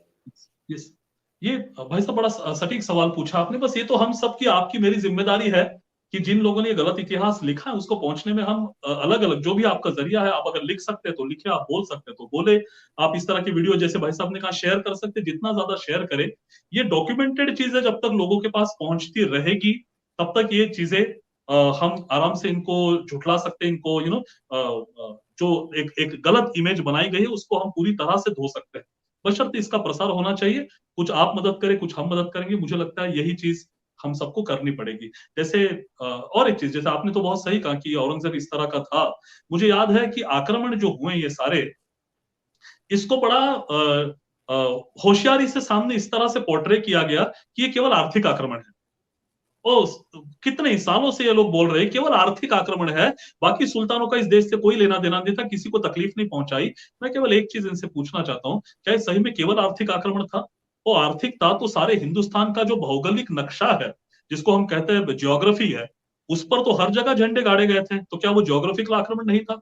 हमारी सारी पुरानी राजसत्ताएं जो थी, इंद्रप्रस्थ के सिंहासन से लेकर पाटलिपुत्र से लेकर आपका मगध हो, आपका नीचे वारंगल हो, यहाँ कर्णावती हो, महाराष्ट्र का देवगिरी हो, दक्षिण भारत में जाते तो विजयनगर हो, मदुराई हो, या हर जगह परचम फैलाए गए थे, यहाँ के सारे भगवे झंडे उखाड़ कर फेंक दिए थे। तो क्या ये पॉलिटिकल आक्रमण नहीं था? आर्थिक तो था ही, वो तो खुद मानते आर्थिक आक्रमण था। क्या ये धार्मिक आक्रमण नहीं था जो थोड़ी देर पहले मैं बात कर रहा था? इतना बर्बर आक्रमण करते हुए धर्मांतरण किए गए, क्या ये सांस्कृतिक आक्रमण नहीं था? लोगों के नाम तक बदल गए, लोगों ने अपने बच्चों के नाम सुल्तान राव, रुस्तुम राव रखना शुरू करा। जैसे आज हम देखते हैं अंग्रेजियत कुछ लोगों के अंदर इस तरह से घुस चुकी है भूत की तरह कि आज हिंदू परिवारों के लोगों के बच्चों के नाम हम देखते हैं कहीं स्वीटी, कहीं गोल्डी, कहीं टॉमी, कहीं जेरी रखे जाते हैं। तो ये क्या है? ये सांस्कृतिक गुलामी है भाई साहब। ये उस समय भी हुआ था, और कितनी गुलामी। तो मराठी भाषा जो है शिवाजी महाराज की, वो महाराष्ट्र की मराठी लुप्त हो चुकी है। इतना फारसी आक्रमण उस पर हुआ है, अरेबिक आक्रमण हुआ है। मैं शिवाजी महाराज के जो चुनिंदा पत्र उपलब्ध है 250 के आसपास, एक पत्र में छोटा सा एक पैराग्राफ आपके सामने रखता हूं। मुझे गारंटी है कि आप में से कई सारे लोगों को मराठी तो समझ में आती नहीं होंगी, लेकिन डंके की चोट पर कहता हूं कि जो मैं बोलने वाला हूं आप यकीनन समझ जाएंगे कि ये मराठी तो नहीं हो सकती। शिवाजी महाराज का मराठी पत्र है। इज्जत व रफत, दस्तगहा व शुजात व शहावत, इंति बहावत, इकबाल व इजलाल हमरा, सईद आजम, सईद सुल्तान, अज की शिवाजी राजा सलाम सलामती अंजान बहुवत मुराद, अजरख्त खाने, राजश्री शिवाजी राजे दान दौलतुह बेजानिब, कारकुनान हाल व इस्तकबाल विदा, नद के अज शुहूर सन सवार गंज। ये मराठी है भाई साहब। और जब पता चलता है शिवाजी महाराज को ये तो राज्याभिषेक के फारसी लग समय, रही है मुझे, मराठी तो नहीं लग रही। पूरी पूरी तरह से फारसी, पूरी तरह से फारसी। आज जैसे हमारे बच्चे कहते हैं ना, मम्मी मम्मी पापा कह रहे हैं गेस्ट आए हैं तो टी बनाओगी कि कॉफी बनाओगी और किस में सर्व करोगी? आप सोचिए हिंदी है कि अंग्रेजी है। तो ये उस तरह का मंजर उस समय दिखाई पड़ता है। राज्याभिषेक जो होता है ना, केवल विधि विधान नहीं है। राज्याभिषेक के समय शिवाजी राजा ने अपने एक अधिकारी रघुनाथ पंत हनुमंते को कहा, ये सारे शब्द हकालो यहां से। अगर शिवाजी महाराज सर्वधर्म समभावी होते तो कहते नहीं, फारसी तो एक अच्छा अपना ही भाषा का हिस्सा है, उसको रहने दो मेरी भाषा में। नहीं, बाहर निकाला, खदेड़ दिया। जैसे मुगलों को खदेड़ा वैसे भाषा को बाहर खदेड़ दिया। 1400 शब्दों की डिक्शनरी बनवाई। सारे शब्द लगभग संस्कृत से निकले हुए। तलवार हमारा शब्द नहीं है, पुराना शब्द वापस लाया खड़ग।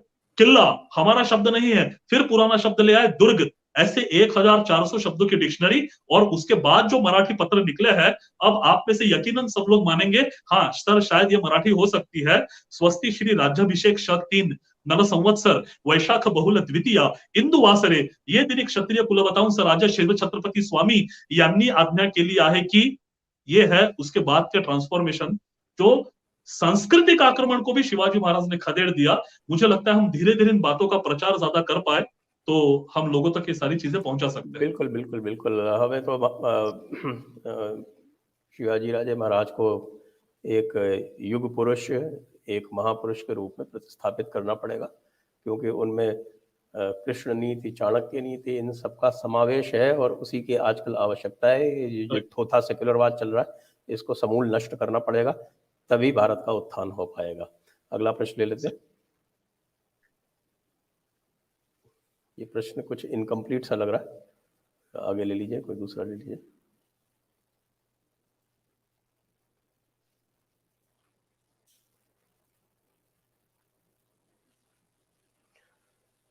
Shivaji was Kshatriya related to Maharana Pratap. जी, ये सवाल उठा था जब शिवाजी महाराज का राज्याभिषेक की बातें चल रही थी, तो कुछ लोगों का कहना था कि राज्याभिषेक तो क्षत्रिय का होना चाहिए। तो क्या सही में शिवाजी महाराज क्षत्रिय हैं? और उस समय काशी, जो आज भी हम देखते हैं, ठीक है आज हमारा सिस्टम बदल गया, हमारी यूनिवर्सिटीज बदल गई, हमारे तंत्र बदल चुके हैं, लेकिन उस समय तक हम देखते हैं काशी ये भारत का सबसे बड़ा विधान है। तो काशी जो कहेगी वो माना जाता था। काशी जो नीति, काशी जो मूल्य तय करेगी, सारी दुनिया, सारा हिंदुस्तान मानता था। तो काशी का सबसे ऊंचा घराना जो है उस समय का, वो है गागा भट्ट। गागा भट्ट कि वो सबसे महापंडित है वहां के, उनको सबसे पहला सम्मान उनको दिया जाता है, पहले अधिकारी है वो उस सम्मान के। वो अधिकारी स्वराज्य में आते हैं और वो उनके हाथों शिवाजी महाराज का कॉरोनेशन है, क्योंकि 300 सालों के भीतर ये घटने वाली सबसे बड़ी घटना है महाराष्ट्र की।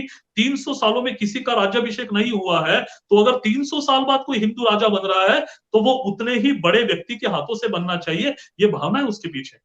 और वो ये जो प्रश्न उठता है तो स्वयं गागा भट्ट ने उसका निरसन भी किया है।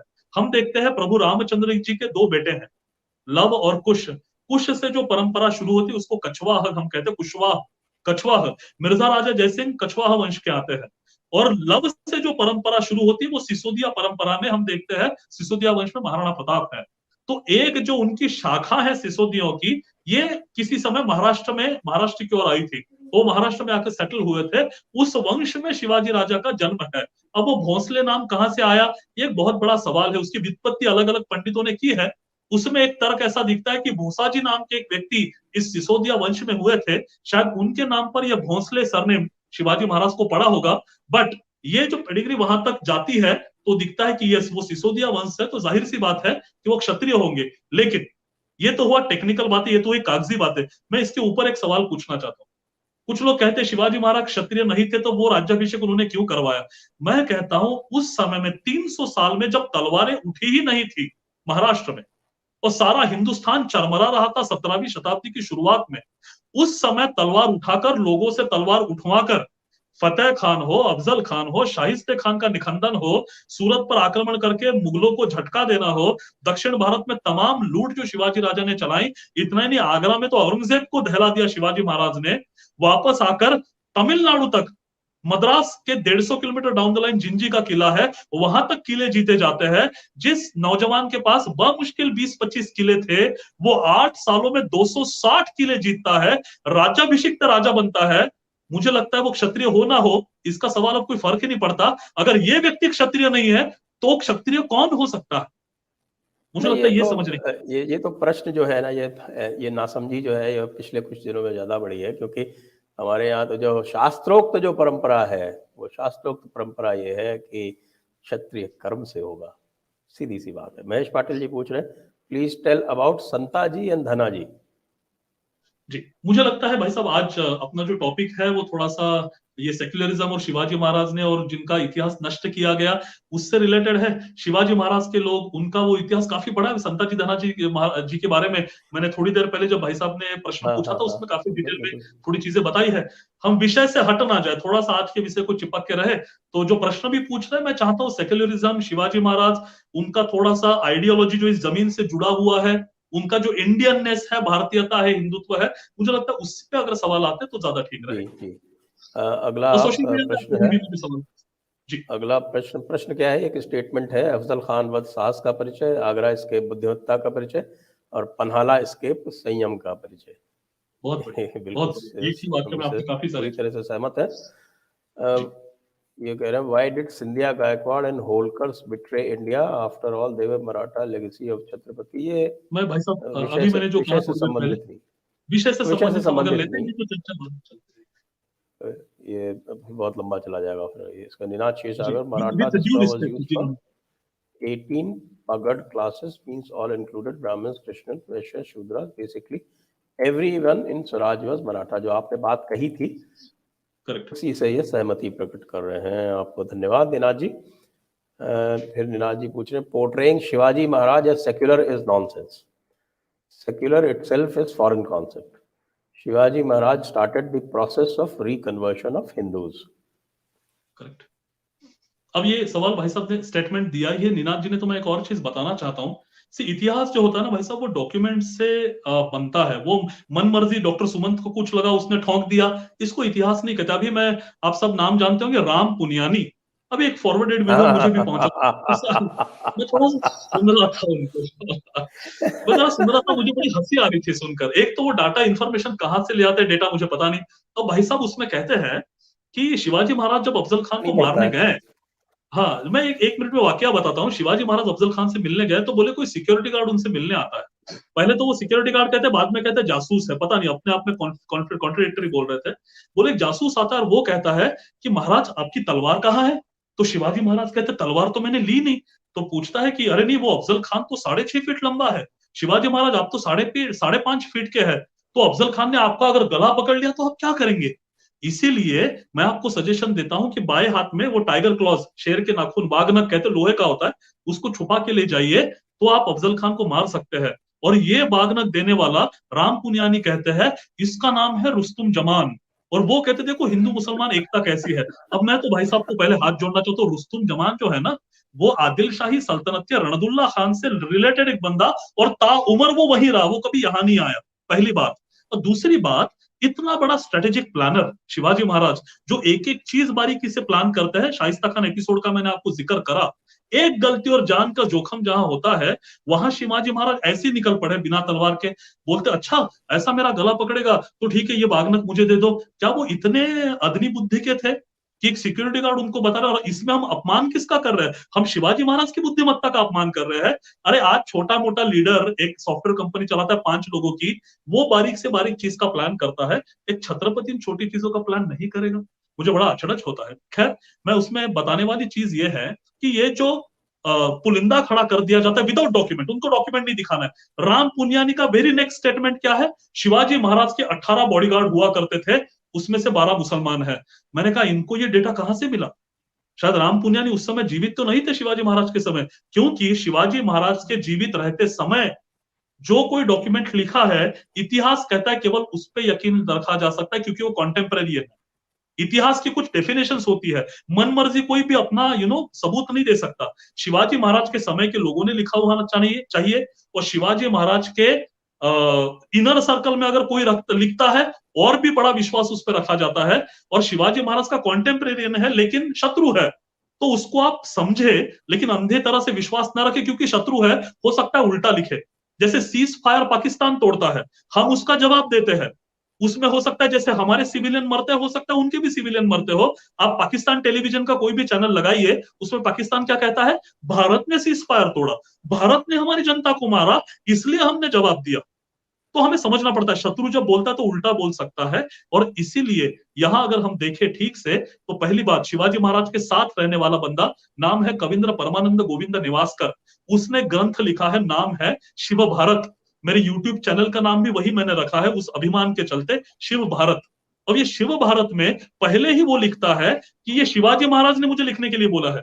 तो जाहिर सी बात है, शिवाजी महाराज तो आलतू फालतू चीजें लिखने के लिए बोलेंगे नहीं, उसका 2-2 बार परीक्षण होगा कि क्या लिखने जा रहे हो तुम। इसमें कविंद्र परमानंद गोविंद नेवासकर लिखता है, शिवाजी महाराज अफजल खान से मिलने गए तो 10 बॉडीगार्ड उनके साथ थे, उसमें केवल एक सिद्दी इब्राहिम खान बर्बर है, बाकी 9 पूरी तरह से भारतीय हिंदू है। बॉडीगार्ड का इससे ऊपर एक भी साहब, एक भी जिक्र शिवाजी महाराज के पूरे चरित्र में कहीं आया हो तो मुझे राम पुनियानी दिखा दे। दिस द ओनली थिंग जहां पर बॉडीगार्ड का जिक्र है, 10 बॉडीगार्ड, उसमें एक सिद्दी इब्राहिम खान बर्बर। अब ये तो इतने होशियार लोग हैं कि मैं जब मेरी स्टडी शुरू किया था 2013 के आसपास, तब मैं सुनता था शिवाजी महाराज की सेना में 10% मुसलमान थे, और फिर धीरे धीरे 2015 आते आते बोलने लगे 20% थे। अभी वो आंकड़ा 40% तक गया है, यानी सेंसेक्स जैसा बढ़ते रहता है धीरे धीरे। ये लोग आंकड़ा, यू नेवर नो, अगली बार बोलेंगे कि 80% मुस्लिम हुआ करते थे, और देखो शिवाजी महाराज ने कितना बड़ा हिंदू मुस्लिम एकता के लिए काम किया है। मैं बता दूं एक आखिरी स्टेटमेंट मेरा इस विषय में, एक आखिरी स्टेटमेंट। शिवाजी महाराज के लगभग 120 अधिकारियों की लिस्ट उपलब्ध है। 120 में केवल एक मुसलमान, वो शिवाजी महाराज का जो नेवी था उसको संभालने वाला दौलत खां। और बाकी जो आपको नूरबेग वगैरह दिखाई देते हैं, आजकल बड़े लोग बताते हैं नूरबेग उनका सेनापति हुआ करता था, थे और 4 थे। वो नूरबेग था, बहलीम खान था, सिद्दी इब्राहिम खान था, ये 3-4 लोग और थे, जैना खान पीरजादे था। लेकिन जब शिवाजी छोटे थे तो उनके पिताजी ने दक्षिण भारत से जो कुछ लोग उनके साथ भेजे थे, उसमें ये 4 भेजे थे। और जैसे ही शिवाजी राजे 27 के हुए, ये सारी टीम बदल दी उन्होंने। बाकी लोगों के नाम आगे मिलते हैं, ये 4 लोगों के नाम ही नहीं मिलते, पता नहीं कहां चले गए। इतिहास में कोई दर्ज ही नहीं है कि नूर खान बेग का क्या हुआ, बहलीम खान का क्या हुआ, ये नाम ही नहीं पता चल रहे। पता नहीं उनके साथ शिवाजी महाराज ने क्या करा, लेकिन ये नाम नहीं है। उल्टा शिवाजी अपने सौतेले भाई वेंकोजी महाराज को पत्र लिखते हैं, उसमें वो लिखते हैं कि मैं तुर्कों के खिलाफ लड़ रहा हूं, यानी मुसलमानों के खिलाफ लड़ रहा हूं, और तुम अपनी सेना में तुर्क रखते हो, तो विजय कैसे प्राप्त होगी? तो क्या हम शिवाजी महाराज के पत्रों को झुठलाने वाले हैं? ओरिजिनल पत्र मैंने तो नहीं लिखा, पब्लिश्ड है। तो ये है शिवाजी महाराज, जिनको पूरी तरह से दबाया और छुपाया रखा। मुझे लगता है सेक्युलरिज्म के मुंह पर तमाचा है ये। सही है। अगला प्रश्न, निनाद जी, the 2 generals mentioned, Jai Singh was rewarded by poisoning him, and Aurangzeb called Jaswant Singh as his biggest religious enemy. Yes. And Yes. is a statement and we have to agree with it. Sanatani first, what are authentic sources to read about Shivaji?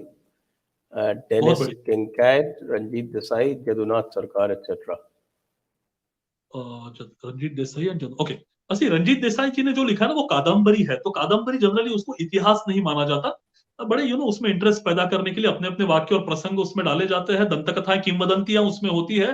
तो आपको सही मायने में documents के हिसाब से पढ़ना है तो आप वो अभी ना पढ़े, आपको कभी पढ़ना है तो काफी अच्छे से उन्होंने लिखा है, कोई गैर नहीं उसमें, लेकिन again it's a Kadambari.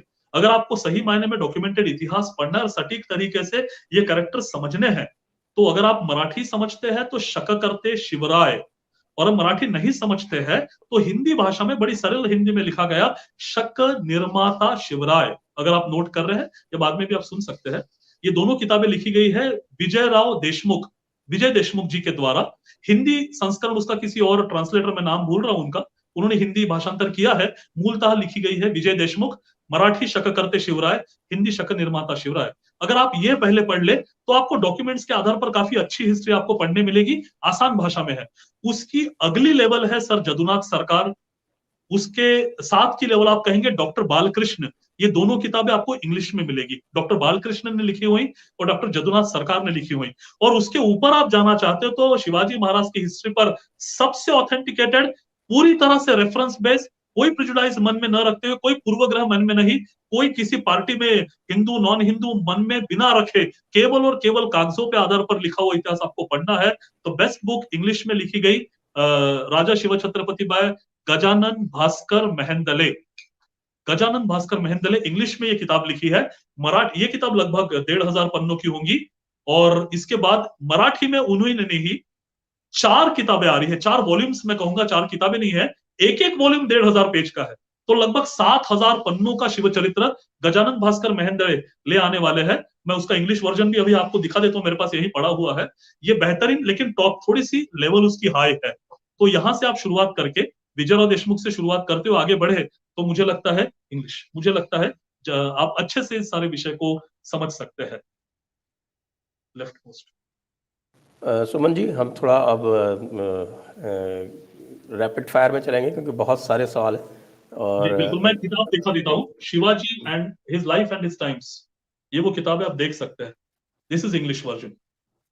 Okay जी जी भाई मैं भी साहब प्लीज। मंगाता हूँ इसको। तो अब थोड़ा सा रैपिड फायर में चलेंगे।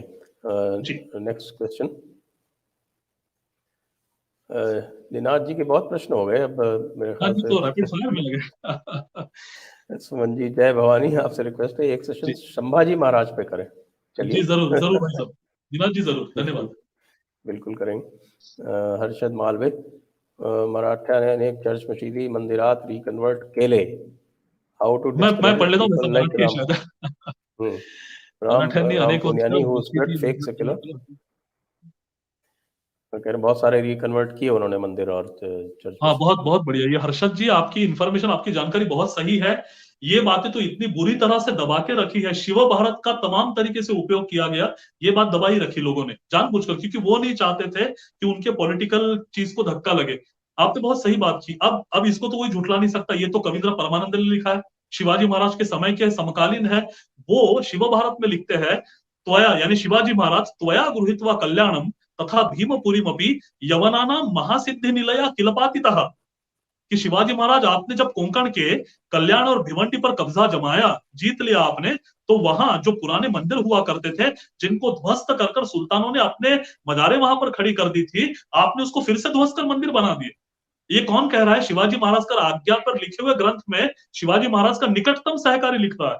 और इतना ही नहीं, तमिलनाडु पर जब शिवाजी महाराज आक्रमण करते हुए पहुंचे हैं, वहां सुमत्ती पेरुमल का मंदिर है, पेरुमाल उसको कहते हैं, उसको ध्वस्त कर दिया गया था। वहां तमिल लोगों ने, उनको पता चला शिवाजी महाराज आए हैं, और उनके लिए शिवाजी महाराज कौन है, उनके लिए कौन है शिवाजी महाराज? वो कहां दूर महाराष्ट्र में रहने वाला बंदा शिवाजी, ये तमिलनाडु के लोग। लेकिन आस्था देखिए कि ये एक व्यक्तित्व है जो इस धर्म के लिए कुछ कर रहा है, ये उनको पता है वहां पे, without social media, without WhatsApp, without YouTube, उनको पता है कि ये एक व्यक्तित्व है जो इस धर्म के लिए कुछ कर रहा है। वो रिक्वेस्ट करते कि महाराज जी हमारा ये मंदिर तोड़ दिया गया है, यहाँ पता नहीं क्या बांध दिया गया है। शिवाजी महाराज ने उसको डिस्ट्रॉय करते हुए वहां फिर से मंदिर बनवाया, वहां दीपोत्सव शुरू किया। ये दीपोत्सव आज भी शुरू है। ये कौन सी नीति है? ये कौन सा धर्म का रक्षण है? हमें दिखाई पड़ता है इसमें उनकी नीति क्या है। अंशुमान सोहल जी, आपके पत्रम पुष्पम के लिए धन्यवाद। अगला प्रश्न ले लें। Arun Gupta ji, if Shivaji was really secular, why would he even push back against the Mughal rulers? Wouldn't he just make peace and confine to Maharashtra? नहीं समझा मैं क्या लिखा है। इफ शिवाजी वाज कह रहे कि अगर रियली वाकई सेकुलर थे तो मुगलों से लड़ाई करने की जरूरत क्या थी, उनसे संधि कर लेते और आराम मैं करते। मैं बस एक चीज पूछना चाहता हूँ, अगर पांडव सज्जन थे, पांडव अच्छे थे, तो काहे को कौरवों पे अटैक किया? धर्म की प्रतिष्ठापना अगर नहीं करेंगे तो खा जाएंगे भारत का धर्म। मैं नहीं कह रहा हूँ, कृष्ण कहते हैं यदा यदा ही धर्मस्य ग्लानिर्भवति भारत, मैं आऊंगा। किस लिए? परित्राणाय साधुनाम विनाशाय च दुष्कृताम। जवाब उसमें है भाई साहब, जवाब देने का अधिकार सुमंत टेकार्ड का नहीं है। कृष्ण बोल चुके हैं धर्म प्रतिष्ठापना मैं करूंगा, आप अटैक करोगे मैं मुंह तोड़ जवाब दूंगा।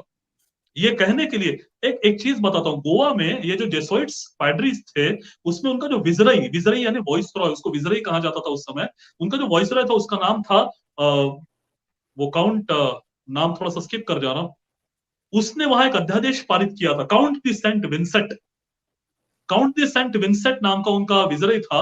उसने एक अध्यादेश पारित किया कि गोवा की जनता के लिए आपको अगर गोवा में रहना है तो धर्म परिवर्तन करके क्रिश्चियनिटी का स्वीकार करना पड़ेगा, अदरवाइज आप गोवा छोड़ के जा सकते हो। यानी अपना घर अपनी खेती चाहिए तो कन्वर्ट हो जाए, और नहीं कन्वर्ट होना है तो गोवा छोड़ दे। अब देखो कितने पसोपेश में होंगे लोग, अगर आपको कोई बोले आपका घर छोड़ दे नहीं तो कन्वर्ट हो जाए, आप क्या करेंगे? ये लोग शिवाजी महाराज के पास बिनती ले आते हैं। शिवाजी महाराज का पत्र उपलब्ध है, मेरा लिखा नहीं, उनका पत्र उपलब्ध है, जिसमें शिवाजी राजा कहता है सारा गांव उठा के ले आओ, सारा गांव लाओ। शिवाजी राजा की नीति कभी नहीं रही, महिला और बच्चों को कभी तकलीफ नहीं दी है, लेकिन यहां पता नहीं क्यों वो लिखते हैं महिला मर्द औरत कच्चे बच्चे सबको ले आओ। सबको लाया गया, उनकी शिनाख्त की गई, पता चला 4 पैड्री जो उसमें इन्वॉल्व थे अध्यादेश निकालने में, वहां छुपे हुए दिखाई दिए उस गांव में, उनको सामने लाया गया। और शिवाजी राजा पूछते हैं उनसे आप हमारा धर्म स्वीकार करेंगे? वो कहते हम नहीं करेंगे। 2 बार पूछा, नहीं बोले, उनकी गर्दनें काट के अमेजोन पार्सल भिजवा दिया वहां पर। वो पार्सल पहुंचा वहां पे, और वहां वो काउंट द सेंट विंसेंट ने अपना अध्यादेश पीछे ले लिया है। ये क्या है? मैं आपका कन्वर्जन नहीं करूंगा, मैं आपको हिंदू धर्म लेने के लिए मजबूर नहीं करूंगा, लेकिन आप हम पर आक्रमण करके जोर जबरदस्ती करें तो हमारे संस्कृत में कहावत है शठेच च शाठ्यम टिट फॉर टैट, तुमको छोड़ूंगा नहीं मैं। ये बिल्कुल, हाँ, नीति है शठे वो शाठ्यम शब्दों का समाचरेत्। उपयोग। अगला प्रश्न जो है वो शाहू जी महाराज से संबंधित है, इसको लेंगे आप या हम आगे चलें? ठीक, मैं चाहता हूँ, ये तो सोशल मीडिया पे भाई साहब आप मेरे नंबर अवेलेबल है, आप फोन करके मुझसे बात कर ले, हम थोड़ा सा हाँ, बिल्कुल ठीक। टॉपिक से रिलेटेड बात करें तो अच्छा रहेगा। ओके, अगला सवाल। अक्षय चिट्ठी Sanjay sir ji, we need more sessions on Shivaji Maharaj and Sambhaji Maharaj. Okay okay, बिल्कुल आगे जरूर करेंगे। जरूर। Next.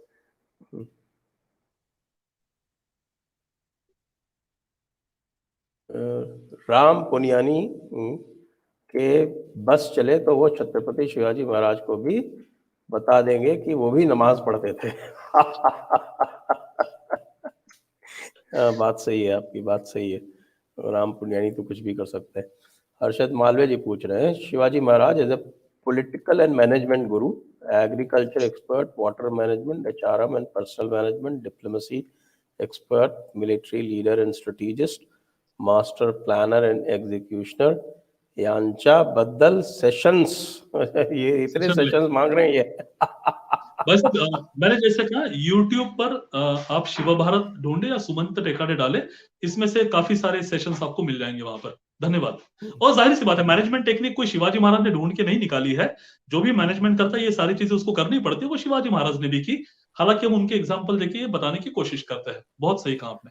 Next Archit please. Sharma, Maharashtra और दक्षिण भारत के हिंदू भाषा और क्षेत्र को लेकर अपने ही बाकी हिंदू भाइयों से दूरी क्यों बना के रखते हैं?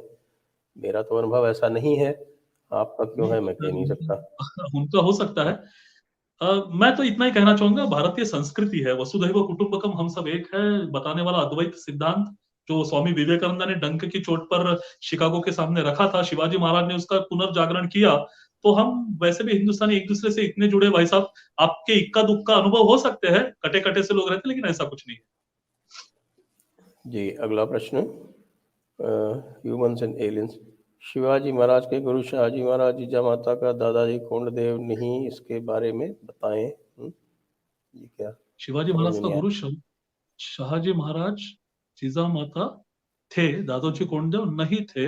अच्छा ओके, सी माता पिता तो गुरु होते हैं भाई साहब, आपको हम तो नई रिसर्च तो कर नहीं रहे, मेरे माता पिता भी गुरु है, मैं भी उनकी तरफ देख के बचपन में भी सीखा हूँ, अभी भी बहुत सारी चीजें सीखता हूँ, तो वो गुरु थे, ऐसे अंडरलाइन करके बताने की वैसे तो कोई जरूरत होती नहीं है। दादाजी गोंडदेव क्यों नहीं थे, क्योंकि उनको लगता है कि ब्राह्मण का नाम है, अब ब्राह्मण को गुरु बना दिया तो फिर बड़ी दिक्कत हो जाती है। महाराष्ट्र का तो बहुत सारा पॉलिटिकल लोगों की रोटियां ब्राह्मण और ब्राह्मणेतर इस झगड़े पर ही सिकी हुई आज तक। तो जैसे सेक्युलरिज्म का फंड है, वैसे हमारे महाराष्ट्र में ये चीजें बहुत सालों से चली है। तो उनको लगता है कि शिवाजी महाराज के चरित्र में से ब्राह्मण को माइनस कर दो तो वो असली इतिहास होता है। तो राम पुनियानी जी उधर करते हैं, यहाँ उनके और 2-3 पिलांटू है जो ये सारी चीजें करने की बड़ी पुरजोर कोशिश करते हैं। बेसिकली देखा जाए तो जिन्होंने भी पूछा ये सवाल, I don't know, humans and aliens, okay, तो भाई साहब ऐसा है कि दादोजी कोंडदेव को ना डॉक्टर सुमंत ने नहीं भेजा, उनको शाहजी महाराज ने भेजा है शिवाजी महाराज की तरफ, और एडमिनिस्ट्रेटिव अधिकारी रहे हैं, और बड़ी ताकतवर, बड़ा कद्दावर नेता रहा है उस समय का। और शिवाजी महाराज के पीछे सारा जो मावल है, 12 गांव जो थे, मावल पट्टा कहा जाता है, उनको शिवाजी राजा के साथ खड़ा करने का काम दादोजी कोंडदेव ने किया है। ये उस समय के लोग कहते हैं, मैं नहीं कहता, ये सारे डॉक्यूमेंट्स अवेलेबल है। अब इतना ताकतवर कद्दावर व्यक्ति अगर छोटे बच्चे 10 साल की उम्र के, महज 10 साल के अंदर के शिवाजी राजा के साथ है, तो हो सकता है शिवाजी राजा ने उनसे कुछ सीखा होगा। मैं भी जिसके साथ रहता हूँ कुछ ना कुछ सीखने की कोशिश करता हूँ। अभी संजय जी मेरे सामने बैठे हैं, बड़ी सहमी धीमी आवाज में, बड़े फोकस्ड अंदाज में बात करते हैं, मैं खुद को एनालाइज कर रहा हूँ कि मैं तो ज्यादा तड़क भड़क तो नहीं कर रहा हूँ, क्या मैं शांति से कभी जीवन में बात कर सकता हूँ? मैं सीखने की कोशिश कर रहा हूँ। तो ये लर्निंग एटीट्यूड अगर है तो इंसान सबसे सीखता है भाई साहब। राम जी के समय में छोटी सी गिलहरी अपना शरीर झटक कर रेत गिरा रही थी कि मेरा भी कंट्रीब्यूशन रहे, आज आपके और मेरे जैसे गिलहरी से सीखते हैं। तो दादाजी कोंडदेव तो अपने आप में बहुत बड़ी चीज है, उनसे अगर सीखा होगा तो गुरु का स्टैंप लगा कि नहीं लगा डजंट मैटर, सीखना इंपॉर्टेंट है। आर्या नमस्ते दीक्षित जी, एक चलिए थैंक यू, बिल्कुल ध्यान रखेंगे आपका इसकी बात का। आगे भारतीय इतिहास नेम के एक टीवी चैनल आना चाहिए। ठीक है, आप कोशिश करेंगे कभी, वैसे तो हम बहुत सारे इतिहास में बनाते ही रहते हैं।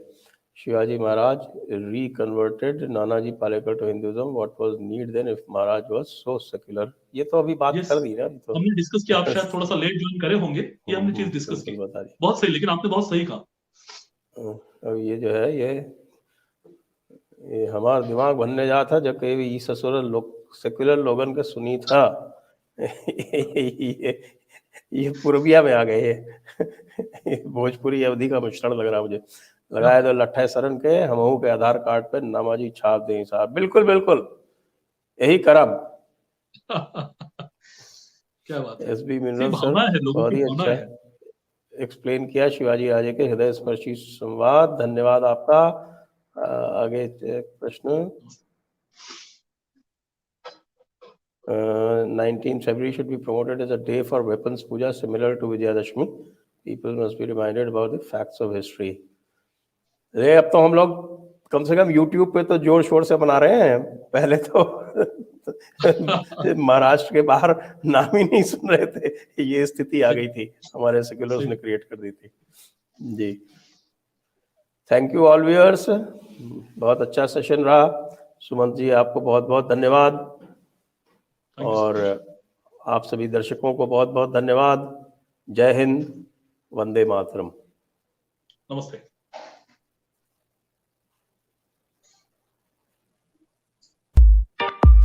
Press the bell icon on YouTube and don't